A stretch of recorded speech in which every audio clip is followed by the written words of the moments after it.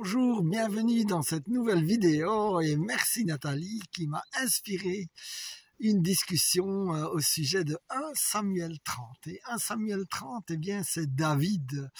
David qui pensait se battre avec les Philistins et qui vivait à Théclac. Et finalement, les Philistins se méfient de lui, donc il le renvoie et donc il retourne à sa ville. Et quand il revient, alors qu'il est parti 3 jours, qu'est-ce qu'il voit? Eh bien, que sa ville est dévastée et que les femmes, les enfants, le butin, tout a été pris.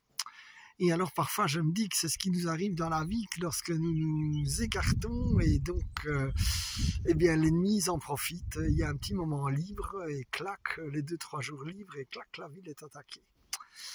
Et donc David pleure et là je dis vraiment que tu sois un frère, une sœur, il n'y a rien de mal non plus à pleurer lorsque tu as été volé. Mais il se reprend et le Seigneur lui donne la faveur à travers, je crois, un Égyptien qui vient lui dire où sont partis les ennemis qui ont fait tous ce dégât. Et dès lors, David, il se remet à sa poursuite. Alors il y a une série de gens qui sont fatigués et donc des gens de David restent pour garder la ville et une partie vient combattre avec lui. Et comme il a Dieu avec lui, il rattrape les ennemis, il récupère les femmes, les enfants et même un gros butin. Et moi aussi, je déclare que Dieu va t'aider et que tu vas rattraper ce que l'ennemi t'a pris et que tu vas le récupérer. Et que tu vas récupérer tes relations, les finances, les femmes et les enfants. Et ça sont pour moi les relations et tes finances, le gros butin.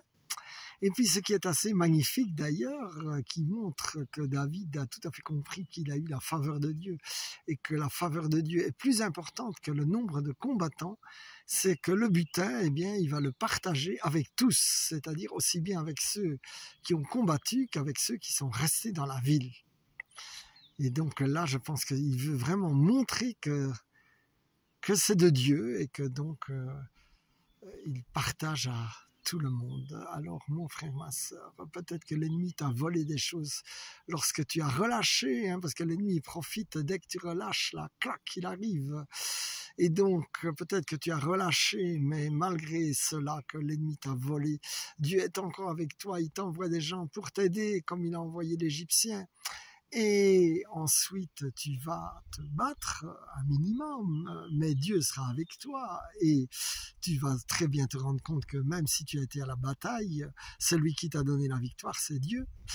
Eh bien, je déclare que Dieu, il va te donner la victoire dans tes batailles pour récupérer.